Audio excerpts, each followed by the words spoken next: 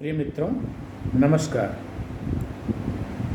आज हम आपके बीच में नई शिक्षा नीति के आलोक में ऑनलाइन एवं डिजिटल शिक्षा की तकनीकी का न्यायोचित उपयोग जैसा एक टॉपिक लेकर उपस्थित हैं। उम्मीद है कि आपको ये पसंद आएगा। दरअसल देश में कोविड महामारी के कारण जो स्थितियां उत्पन्न हुई उसने जीवन के विभिन्न आयामों को बहुत बुरी तरह प्रभावित किया और साथ ही प्रभावित किया शिक्षा के क्षेत्र को। आप देख रहे हैं कि देश में लॉकडाउन के प्रारंभ से ही शिक्षण संस्थाओं में पठन पाठन का कार्य बाधित रहा है। चूंकि नई परिस्थितियां और नई वास्तविकताओं, इन दोनों के लिए नई पहलों की आवश्यकता होती है। अतः महामारी के इस दौर में यह आवश्यक हो गया है कि जब भी और जहां भी शिक्षा के परंपरागत और विशेष साधन संभव ना हो, वहां हम गुणवत्तापूर्ण शिक्षा के वैकल्पिक साधनों का तर्कसम्मत उपयोग करें और उन्हें विकसित भी करें। नई शिक्षा नीति में प्रौद्योगिकी के उपयोग की संभावित चुनौतियों को स्वीकार किया गया है। कमोवेश अधिकतर शिक्षण संस्थाएं ऑनलाइन शिक्षा एवं ई लर्निंग शिक्षण कार्य के विकल्प के रूप में विकल्प इस्तेमाल कर रही हैं शिक्षण कार्य के लिए। शिक्षा एवं तकनीकी से जुड़े कई विशेषज्ञों ने मौजूदा समय में ऑनलाइन शिक्षा के महत्व को स्वीकार किया है। हालांकि आलोचकों का कहना है कि ऑनलाइन शिक्षा अध्ययन अध्यापन की पारंपरिक पद्धति का स्थान नहीं ले सकती। डिजिटल शिक्षा की हानियों को कम करते हुए उसका अधिकतम लाभ लेने हेतु अध्ययन की उपयुक्त विधियों के विकास और भावी चुनौतियों का सामना करने के लिए डिजिटल प्लेटफार्मों के विस्तार की बात मौजूदा शिक्षा व्यवस्था या शिक्षा नीति में कही गई है। ऑनलाइन शिक्षा एवं डिजिटल तकनीकी के न्यायोचित उपयोग पर चर्चा करने से पूर्व इन दोनों तकनीकी शब्दों को स्पष्ट रूप से जान लेना अति आवश्यक है। प्रथम यह कि जब भी ऑनलाइन शिक्षा की बात होती है तो इसका अर्थ इस बात से लगाया जाता है कि शिक्षकों के साथ सीधे वीडियो कॉल के माध्यम से संवाद स्थापित किया जाए या ऑनलाइन वीडियो के माध्यम से व्याख्यान दिए जाएं। इसी प्रकार डिजिटल शिक्षा का तात्पर्य प्रौद्योगिकी उपकरण, अंतरक्रियाशीलता, अवधि, अध्ययन सामग्री और उपयुक्त प्लेटफार्मों के माध्यम से कक्षा में शिक्षण को और अधिक संवादात्मक एवं प्रभावी बनाना। इसका यह मतलब बिल्कुल नहीं है कि शिक्षकों द्वारा ब्लैक बोर्ड पर लिखना या व्याख्यान के माध्यम से ऑनलाइन वीडियो हो। ई शिक्षा से तात्पर्य अपने स्थान पर ही इंटरनेट और डिजिटल उपकरणों की सहायता से शिक्षा प्राप्त करना। इसमें वेब आधारित लर्निंग, मोबाइल आधारित लर्निंग, कंप्यूटर आधारित लर्निंग और वर्चुअल क्लासरूम शामिल हैं। शिक्षा में तकनीक के इस्तेमाल ने ऑनलाइन शिक्षा को बढ़ावा दिया है। यह ऑनलाइन शिक्षा या ई शिक्षा या डिजिटलीकरण के कारण जो शिक्षण प्रक्रिया अपनाई जा रही है उसको हम मुख्यतः दो भागों में या दो रूपों में बांट सकते हैं। पहला सिंक्रोनस व्यवस्था या सिंक्रोनस शिक्षण और दूसरा एसिंक्रोनस शिक्षण। सिंक्रोनस शिक्षण व्यवस्था को रियल टाइम लर्निंग भी कहा जाता है और इसमें शिक्षक और विद्यार्थी अलग अलग स्थानों पर रहते हुए भी एक दूसरे से संवाद स्थापित करते हैं। डिजिटल उपकरणों के माध्यम से, इंटरनेट कनेक्टिविटी के माध्यम से। इसमें प्रश्नों के तत्काल उत्तर पाने की गुंजाइश होती है और विषय वस्तु संबंधी समस्याओं के समाधान की भी गुंजाइश बनी रहती है। इसके अंतर्गत audio video conferencing, live chat, virtual classes ये सब शामिल है। एसिंक्रोनस शिक्षा व्यवस्था में विद्यार्थी और शिक्षक के बीच वास्तव में कोई संवाद नहीं होता। दरअसल इस व्यवस्था में शिक्षण सामग्री पहले से ही उपलब्ध रहती है और विद्यार्थी अपनी सुविधानुसार जब चाहे उसका उपयोग अपने विषय वस्तु को जानने समझने के लिए कर सकता है। इसका लाभ यह है कि विद्यार्थी के ऊपर समय की पाबंदी का कोई असर नहीं होता। वह 24 घंटे में कभी भी उस चीज़ का इस्तेमाल कर सकता है। ऑनलाइन शिक्षा और डिजिटल तकनीकी के न्यायोचित उपयोग पर चर्चा करने के पूर्व इन दोनों तकनीकी शब्दों को स्पष्ट रूप से संज्ञान में लेना आवश्यक है। प्रथम यह वास्तव में भारत में ऑनलाइन शिक्षा की प्रक्रिया अभी शैशवावस्था में है। जहां एक तरफ इसके फायदे स्पष्ट हैं तो कठिनाइयां भी कम नहीं हैं। कुछ ऐसी चुनौतियां हैं जिसका सामना शिक्षक और विद्यार्थी दोनों कर रहे हैं। देश के स्कूली शिक्षा से जुड़े 25 करोड़ विद्यार्थी और उच्च शिक्षा से जुड़े लगभग 8 करोड़ विद्यार्थी, इनके साथ यह ऑनलाइन शिक्षण व्यवस्था कितना न्याय कर पाएगी, इसको स्पष्ट रूप से समझने के लिए इस शिक्षा से जुड़े आधारभूत संरचनात्मक और स्थापना संबंधी सामाजिक, मानसिक और मनोवैज्ञानिक पहलुओं के साथ साथ तकनीकी के अनुप्रयोग की वर्तमान स्थिति पर भी चर्चा करना आवश्यक है। पहला, ऑनलाइन शिक्षा के लिए गुणवत्ता तंत्र और गुणवत्ता बेंचमार्क स्थापित करना अति महत्वपूर्ण है। विभिन्न ई लर्निंग प्लेटफॉर्म पर एक ही विषय पर किसी विषय के अनेक पाठ मौजूद होते हैं, जिनके पाठ्यक्रम या पाठ की गुणवत्ता भिन्न हो सकती है। अतः अलग अलग प्लेटफॉर्म से सीखने वाले बच्चों के संज्ञानात्मक विकास का स्तर भी अलग अलग हो जाता है। दूसरा, देश के बहुसंख्यक मुख्यतः अर्धनगरीय और ग्रामीण विद्यालयों में ऑनलाइन शिक्षा उपलब्ध कराने की आधारभूत संरचना का अभाव है।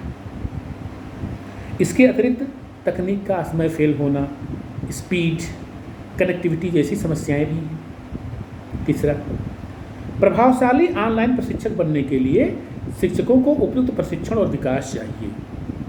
जरूरी नहीं कि पारंपरिक कक्षा में बेहतर प्रदर्शन करने वाला शिक्षक ऑनलाइन कक्षा में भी बेहतर प्रदर्शन कर सके।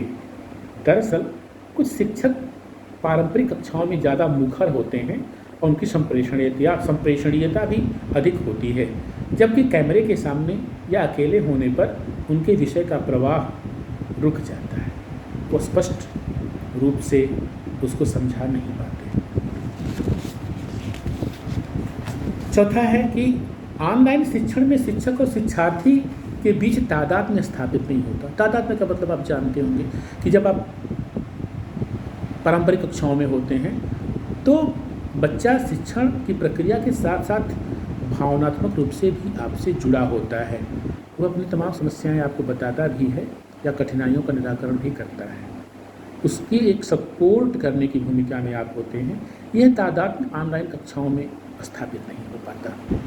कक्षा शिक्षण में शिक्षक के हाव भाव, तथ्यों को स्पष्ट करने के तौर तरीके, आई कांटेक्ट आदि विद्यार्थी को सीधे तौर पर प्रभावित करते हैं, जबकि ऑनलाइन प्रशिक्षण प्रक्रिया मुख्यतः एकांगी और एकदिशीय होती है। वैसे भी आप देखते होंगे, आपका अनुभव, मेरा भी अनुभव है कि ऑनलाइन प्रशिक्षण के दौरान या शिक्षण के दौरान बच्चे ना के बराबर रिस्पांस देते हैं, न तो सवाल पूछते हैं, न तो समस्या बताते हैं। कभी कभी तो मुझे लगता है कि आपकी वीडियो या अपनी वीडियो भी ऑफ कर देते हैं, बीच में बंद करके चले जाते हैं। आदतन आंकड़े बताते हैं कि ऑनलाइन शिक्षण प्रक्रिया अपनाने पर लगभग 2/3 बच्चे शिक्षा प्रक्रिया से बाहर हो जाते हैं। इसमें सबसे अधिक प्रभाव उन बच्चों पर पड़ता है जो हाशियों पर मौजूद आबादी से संबंधित होते हैं, खासतौर पर ग्रामीण और गरीब आबादी के बच्चे। इन स्थितियों में सबके लिए शिक्षा की सुलभता का स्वप्न अपूर्ण ही रहता है। हमारे पास डिजिटल शिक्षा है और संरचनात्मक ढांचे, अध्ययन सामग्री की उपलब्धता, सहभागिता और पाठ्यक्रम की कई भाषाओं में उपलब्धता संबंधी उचित नीति का अभाव है। साथ ही ऑनलाइन शिक्षण प्रक्रिया में सामाजिक सामंजस्य के विकास का भी अभाव पाया जाता है। दरअसल क्लासरूम में रहकर के विभिन्न प्रकार के बच्चे, विभिन्न सामाजिक स्थितियों के बच्चे जब आते हैं तो उनके बीच एक सामाजिक सामंजस्य का विकास होता है, जबकि ऑनलाइन शिक्षण में वो अकेले रह के घर पे पढ़ता है तो दूसरों से मिलता भी नहीं है, दूसरे से उसका कांटेक्ट नहीं होता है, संपर्क नहीं होता है, तो जो सामाजिक विकास होना चाहिए बच्चे का वो बिल्कुल नहीं हो पाता। सार्वजनिक शिक्षण संस्थान जो होते हैं, जैसे विद्यालय हैं, सरकारी विद्यालय हैं, वो समावेश और सापेक्ष समानता के विकास के लिए अनुकरणीय सिद्ध होते हैं। उनकी भूमिका अनुकरणीय होती है। विद्यालय वह स्थान है जहाँ विभिन्न लिंग, जाति, वर्ग, समाज के बच्चे एक साथ बिना किसी भेदभाव के साथ रहकर सीखने की प्रक्रिया में आगे बढ़ते हैं या शिक्षा ग्रहण करते हैं। यह जीवन की वो महत्वपूर्ण सीख है जो ऑनलाइन शिक्षा में शायद पूरी हो पाती हो। नए और रचनात्मक तरीकों में बदलाव के कारण समायोजन स्थापित करने के मार्ग में उपेक्षित और कमजोर वर्गों को साथ लेकर चलना उतना ही आवश्यक है जितना कि तकनीक और विज्ञान को जीवन के नए आयामों में समाहित करना। हालांकि लॉकडाउन की अवधि में ऑनलाइन शिक्षा का प्रसार बढ़ा है, इसकी लोकप्रियता में इजाफा हुआ है, परंतु यह भी सही है कि सभी छात्रों तक डिजिटल माध्यमों की पहुंच अभी नहीं है। नई शिक्षा नीति 2020 के अनुसार ऑनलाइन या डिजिटल शिक्षा का लाभ तब तक नहीं मिल सकता जब तक हम लोगों के बीच की डिजिटल खाई को पाट ना पाएं। इस डिजिटल खाई को, अंतराल को, गैप को भरना जरूरी है। ऑनलाइन और डिजिटल शिक्षा के लिए तकनीक का उपयोग करते समय अक्सर समानता के सरोकारों को नज़रअंदाज कर दिया जाता है। दरअसल इस प्रणाली में कक्षा के सबसे बेहतर छात्र और कक्षा के सबसे कमज़ोर छात्र के बीच के अंतर की वास्तविकता को समझे बिना शिक्षण कार्य जारी रहता है। इससे परिणाम क्या होता है कि वह कमज़ोर बच्चा शिक्षण की प्रक्रिया में पिछड़ता और पिछड़ता और पिछड़ता जाता है। इससे शिक्षा की सार्वभौमिक उपलब्धता का जो स्वप्न है पूरा नहीं होता। आवश्यकता है कि समानता के सरोकारों और शिक्षा की सार्वभौमिक उपलब्धता के महत्व को नज़रअंदाज ना किया जाए। कुछ प्रकार के पाठ्यक्रम हैं जैसे कला से संबंधित हैं, खेल से संबंधित हैं और दर्शन से संबंधित हैं। इनकी अपनी सीमाएं हैं। इसके अलावा जब तक ऑनलाइन शिक्षा को अनुभवात्मक और गतिविधि आधारित शिक्षा के साथ मिश्रित नहीं किया जाता, यह सीखने के सीमित प्रभाव वाली स्क्रीन आधारित शिक्षा मात्र बनकर रह जाने वाली है। फिर प्रौद्योगिकी का डेमोक्रेटाइजेशन, अर्थात सीखने की तकनीकी समान रूप से सबको उपलब्ध हो ताकि अनुपलब्धता के आधार पर कोई सीखने की प्रक्रिया से वंचित ना रह जाए। यह एक महत्वपूर्ण मुद्दा है। इसमें internet connectivity, telecom infrastructure, online system की क्षमता, उपलब्धता, सॉफ्टवेयर, शैक्षिक उपकरण, ऑनलाइन मूल्यांकन प्रक्रिया उपकरण, ये सब शामिल हैं। इन सब के साथ ही, इसके समायोजन के साथ ही हम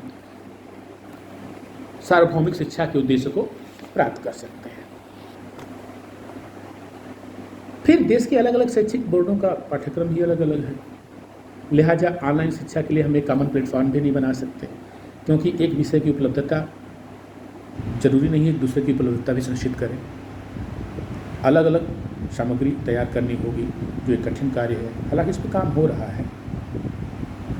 तकनीकी समझ का अभाव, मानसिक और शारीरिक स्थिति पर प्रतिकूल प्रभाव, प्राकृतिक भाषा प्रसंस्करण से संबंधित समझ अभी परिपक्व नहीं हुई है।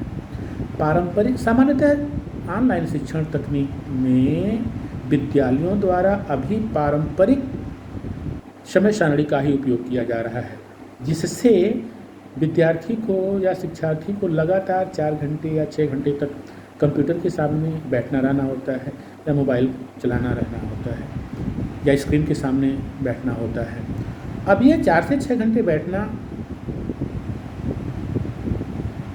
कठिन है, कठिन ही नहीं है, ये स्वास्थ्य संबंधी समस्याओं को भी उत्पन्न करने वाला है, क्योंकि ऑनलाइन तकनीक का अधिकाधिक उपयोग जब हम करते हैं तो यह अवसाद, दुश्चिंता, अकेलापन जैसे मानसिक समस्याओं को जन्म देता है।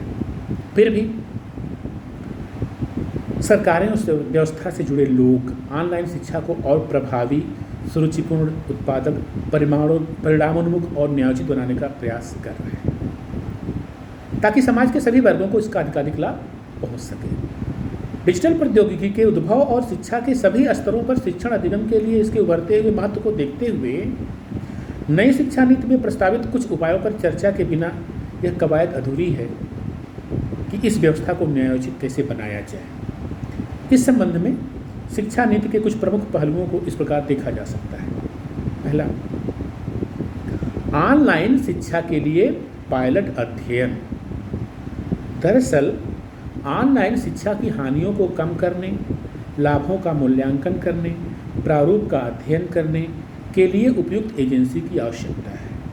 एक ऐसी एजेंसी जो इन बिंदुओं पर शोध करके, अध्ययन करके जो परिणाम प्राप्त करे, जो निष्कर्ष प्राप्त करे, उसका सार्वजनिक प्रकाशन हो और उसमें फिर सुधार की गुंजाइश भी हो, ताकि उसमें तमाम अनुभवों के आधार पर, युक्तियों के आधार पर, सुझावों के आधार पर उसमें सुधार किया जा सके। दूसरा है डिजिटल इंफ्रास्ट्रक्चर का निर्माण। सुदूर ग्रामीण क्षेत्रों में आप चले जाइए तो अभी डिजिटल इंफ्रास्ट्रक्चर ही मौजूद नहीं है, या नेटवर्क की बहुत बड़ी समस्या होती है, या बिजली की समस्या है, या तकनीक से जुड़े संसाधनों की उपलब्धता की समस्या है, या फिर आर्थिक समस्या है, गरीब तबके के लोग हैं। तो जब तक इस इंफ्रास्ट्रक्चर का निर्माण नहीं होगा, उसका विकास नहीं होगा, उसका सार्वभौमिकरण नहीं होगा, तब तक हम डिजिटल शिक्षा के द्वारा शिक्षा के लक्ष्यों को प्राप्त करने में सफल नहीं हो सकते। फिर जब कोई अध्यापक डिजिटल माध्यम से या ऑनलाइन शिक्षण प्रदान करता है तो अभी उसके पास कोई ऐसी युक्ति या तरकीब नहीं है जिससे वह शिक्षार्थी या विद्यार्थी के द्वारा प्राप्त किए गए शिक्षण उद्देश्यों का मूल्यांकन कर सके। उसके पास ऐसा कोई उपाय नहीं है कि वो जान पाए कि बच्चे ने क्या सीखा, कितना सीखा, उसकी अभिव्यक्ति कितनी बढ़ी, उसकी समझ कितनी बढ़ी। यह एक समस्या है। इसके लिए शिक्षकों को ऐसे तकनीकी सेट की आवश्यकता है जिसकी सहायता से वो इस मूल्यांकन कार्य को सही से अंजाम दे सकें और ये जान सकें कि आखिरकार उनके द्वारा शिक्षण कार्य का कुछ सकारात्मक परिणाम हो भी रहा है कि नहीं हो रहा है। डिजिटल अंतर को कम करना यह एक उद्देश्य है सरकार का, नई शिक्षा नीति का भी होना भी चाहिए, क्योंकि जनसंख्या के बड़े हिस्से जिसकी डिजिटल बहुत सीमित है तक मौजूदा जनसंचार माध्यमों का अगर उपयोग किया जाए शिक्षण कार्य के लिए तो इस डिजिटल अंतर को कम किया जा सकता है। जिनके पास व्यक्तिगत उपकरण की उपलब्धता नहीं है, उनके पास जो सार्वजनिक संचार के माध्यम हैं, उनके माध्यम से अगर शिक्षण कार्य को करने या शिक्षा को पहुंचाने का काम किया जाता है तो निश्चित तौर पर यह प्रभावी सिद्ध होगा। शैक्षिक कार्यक्रमों की बदलती आवश्यकताओं को पूरा करने के लिए विभिन्न भाषाओं में 24/7 कार्यक्रम बनाने होंगे और उपलब्ध कराने होंगे। 24/7 मतलब 24 घंटे 7 दिन, पूरे सप्ताह लगातार चलने वाले कार्यक्रम, ताकि बच्चा अपने समय के हिसाब से, अपने बिजली सप्लाई के हिसाब से, बिजली कटौती के हिसाब से अपने शिक्षा के उद्देश्यों को प्राप्त कर सके या कुछ सीखने की दिशा में आगे बढ़ सके। वर्चुअल लैब्स स्थापित किए जा सकते हैं। वर्चुअल लैब्स के द्वारा तकनीकी शिक्षा के प्रायोगिक जो उपक्रम हैं उसके अनुभव से रूबरू कराया जा सकता है बच्चों को।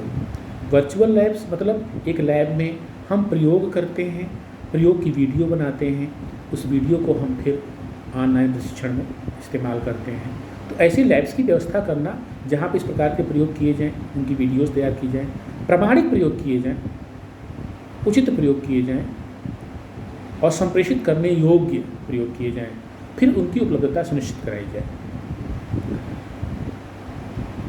इस पूरी प्रक्रिया में एक जो सबसे महत्वपूर्ण बात है कि अगर शिक्षकों को तकनीकी के प्रयोग द्वारा ऑनलाइन शिक्षा का प्रशिक्षण और प्रोत्साहन नहीं मिलता है तो भी ऑनलाइन शिक्षा उतनी प्रभावी नहीं होगी। दरअसल कुछ शिक्षक तो तकनीकी के इस्तेमाल में निपुण हैं, प्रवीण हैं, वीडियोस बना लेते हैं, पीडीएफ बना लेते हैं, सामग्री विकसित कर लेते हैं, लेकिन हमारे बहुत सारे शिक्षक अभी ऐसे हैं जिनको तकनीकी के प्रयोग में कठिनाई महसूस होती है। जब तक उनका प्रशिक्षण नहीं किया जाएगा, उनकी क्षमता का इस्तेमाल ऑनलाइन शिक्षा में नहीं हो सकता। और प्रशिक्षण के साथ साथ अध्यापकों को, शिक्षकों को इस बात के लिए भी प्रेरित करने की आवश्यकता है कि अपने पाठ, अपने विषय से संबंधित उत्कृष्ट पाठ्य सामग्री का सृजन वो खुद करें, उसमें मौलिक सृजन करें, ताकि बच्चे तक उसको संप्रेषित करने में उनको आसानी हो। जो सबसे बड़ी समस्या अभी देखने में आ रही है ऑनलाइन शिक्षा व्यवस्था में, वह है परीक्षाएं और उसका मूल्यांकन। प्रस्तावित राष्ट्रीय मूल्यांकन केंद्र परख, स्कूल बोर्ड, एनटीए आदि की स्थापना की गई है, उनको इम्प्रूव किया जा रहा है ताकि वो मूल्यांकन की रूपरेखा का निर्माण करें, मूल्यांकन के नए तौर तरीकों का अध्ययन करें और उसको प्रयोग में लाने के काबिल बनाएं। दरअसल जब तक हम अपनी शिक्षा पद्धति में शिक्षण की प्रक्रिया का, बच्चों के सीख का, कि उन्होंने कितना सीखा, मूल्यांकन नहीं कर पाते हैं, तो शिक्षण प्रक्रिया समझिए कि अंधेरे में हाथ पैर मारने जैसी स्थिति हो जाती है कि आप क्या कर रहे हैं, परिणाम आपको बिल्कुल पता नहीं चल रहा है कि क्या कुछ हो पा रहा है कि नहीं हो रहा है। तो जब मूल्यांकन की उचित विधियों का विकास हो जाए, इसका ऑनलाइन मूल्यांकन की विधियों का विकास हो जाए, टेक्निक का विकास हो जाए, तो हम इस ऑनलाइन शिक्षण व्यवस्था को और अधिक प्रभावी बना सकते हैं। फिर बार बार लोगों से बातचीत में, मित्रों से बातचीत में बात आती है कि क्या ऑनलाइन शिक्षा पारंपरिक शिक्षा पद्धति को ओवरटेक करेगी, क्या उसका विकल्प बनेगी। मेरा जहाँ तक अनुभव है कि ऑनलाइन शिक्षा के साथ साथ परंपरागत शिक्षा के मिश्रित प्रभावी मॉडल विकसित करने की आवश्यकता है। ऐसे मॉडल जहाँ पे ऑनलाइन या डिजिटल शिक्षा परंपरागत शिक्षा को सहायता प्रदान करे, उसकी गुणवत्ता में वृद्धि करे, उसके प्रभाव में वृद्धि करे, उसकी संप्रेषणीयता बढ़ाए, उसकी ग्राह्यता बढ़ाए। जो हम ये कर पाते हैं तो ऑनलाइन शिक्षा एक सहायक की भूमिका का निर्वाह करते हुए हमारी कक्षा शिक्षण को और प्रभावी बनाएगी और कक्षाओं में एक राष्ट्रीय नागरिक का विकास कर सकेंगे। फिर सरकार द्वारा शिक्षकों का डिजिटलीकरण का मतलब कि आपको डिजिटल उपकरणों के प्रयोग हेतु सक्षम बनाना, डिजिटल उपकरणों से सुसज्जित करना, डिजिटल कार्यकलापों में प्रशिक्षित करना।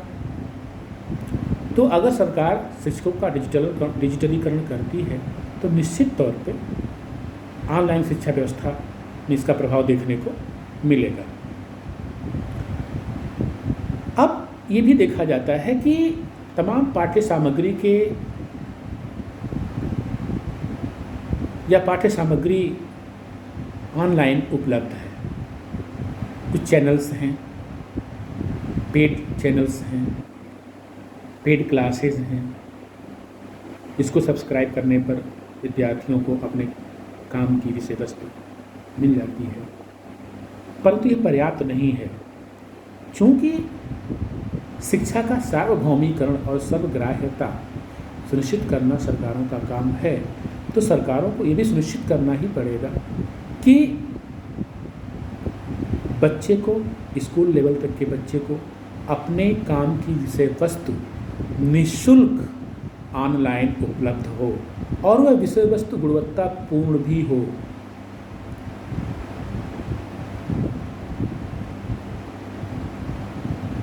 डिजिटल लर्निंग की प्रक्रिया में इंफोटेनमेंट संयोजन करना आवश्यक है।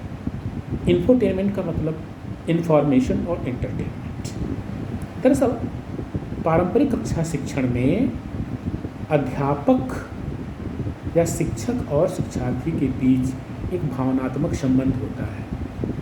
अध्यापक जब भी देखता है कि विद्यार्थी बोर हो रहा है या उसका ध्यान कहीं और जा रहा है या निद्रित हो रहा है, तो एक छोटे से ह्यूमर के प्रयोग के द्वारा वह कक्षा को तुरंत जागृत कर देता है, जगा देता है और बच्चे फिर पूरे उत्साह से जो है सीखने की प्रक्रिया में लग जाते हैं। अभी तक ऑनलाइन शिक्षण प्रक्रिया में इस प्रकार का कोई प्रयोग देखने को नहीं आया है। कभी कभी तो ये देखने को मिलता है कि बच्चा अपने सिस्टम को म्यूट कर देता है, अपने वीडियोज़ को ऑफ कर कमरे में घूम रहा होता है और आप शिक्षण कार्य कर रहे होते हैं। बाद में पता चलता है कि बच्चे ने सिस्टम तो ऑन कर दिया था, ऑनलाइन हो गया था और अपने वीडियो को उसने बंद करके बाकी काम करने शुरू कर दिए थे। लेकिन जब शिक्षण प्रक्रिया को हम इंटरटेनमेंट, मनोरंजक बनाने का काम ही करेंगे, यानी मनोरंजक तरीके से ऑनलाइन शिक्षण का कार्य करेंगे, तभी वो बच्चा या शिक्षार्थी आपसे देर तक आपकी कक्षा में जुड़ा रहेगा। ये हमारे जीवन के लिए व्यवहारिक और स्वीकार्य होनी चाहिए।